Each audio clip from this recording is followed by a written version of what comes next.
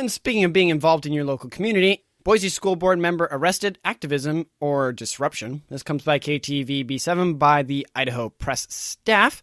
Boise School Board member Shiva Rajbhandari has made headlines once again, this time for being arrested at President Joe Biden's campaign headquarters in Wilmington, Delaware. Rajbhandari, along with 20 others, was charged with trespassing and disorderly conduct after attempting to engage with the campaign staff about Biden's clean energy and climate change promises. The group's intentions were to urge the president to declare a climate emergency and prioritize frontline communities. Rajbhandari, a 19-year-old elected official and undergraduate at the University of North Carolina at Chapel Hill, is no stranger to activism. His previous arrest in New York for protesting fossil fuel investments and a notable incident at Ron DeSantis' event has cemented his reputation as a passionate climate activist, to say the least. Despite the legal prosecutions, Rajbhandari has remained committed to his cause. Rajbhandari's actions have sparked a debate about the role of elected officials in activism, especially when it intersects with their duties as public servants. As a young trustee elected to the Boise School Board while still a high school senior, Rajbhandari has been a vocal advocate for climate change action and student representation. But in a weird twist, he serves on the school board completely remote from the university.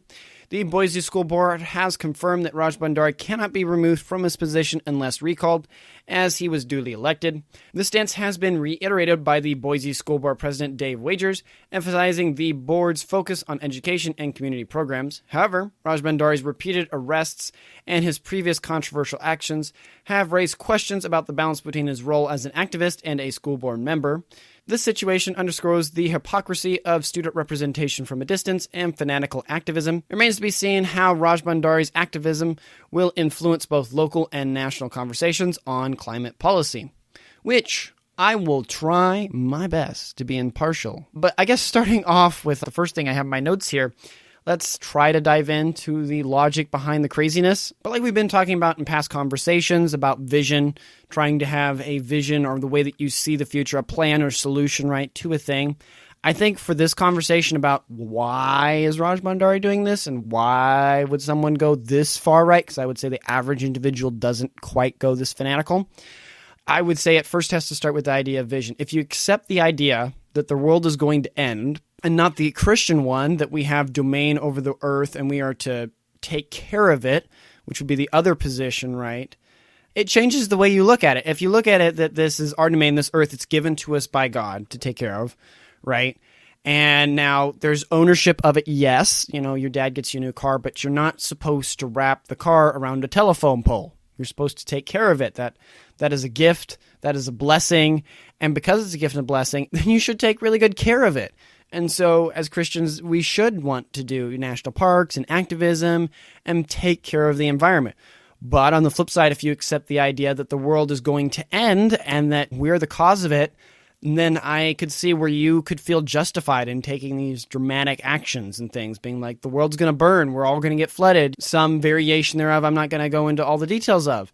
And then this seems a lot more easy and a lot more logical to do if that's the premise you're working from. But I feel like that's kind of what we're seeing here. Yeah, there's definitely an unhealthy view of nature itself. And so you took the religious view, the religious Christian view. You can take, for this issue specifically, and a lot of it, you can take a naturalistic view as well that looks at the natural world and says, humans ain't doing nothing.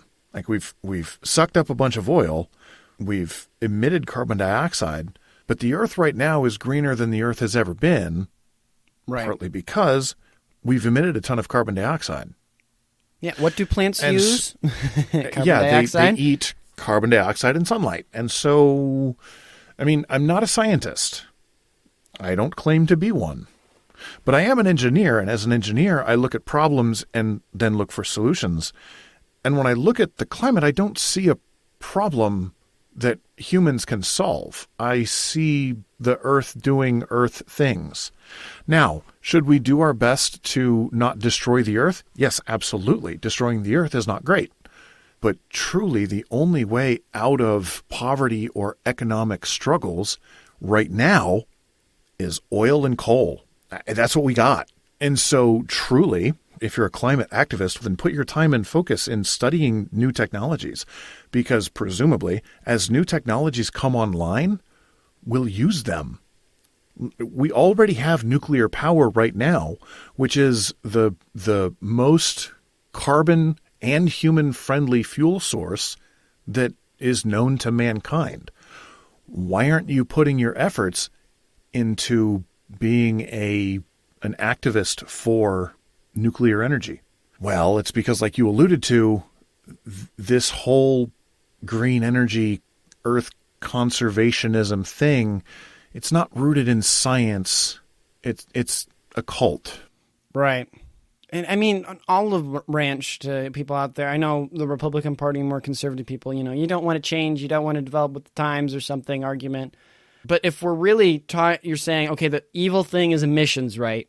Then figure out a cheap, clean power source for the third world.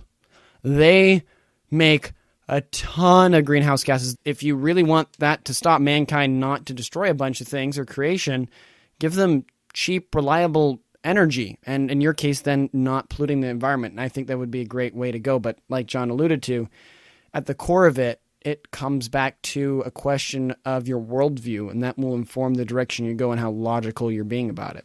In any case, definitely something to be aware of with the climate things. And then also, Rajbhandari's added again. If you're someone who's over there in the Boise area and Boise School Board, maybe you might want to apply some pressure somewhere, because that is your elected representative. So like we talked about in the last story, maybe get involved, put some pressure there, grease some gears.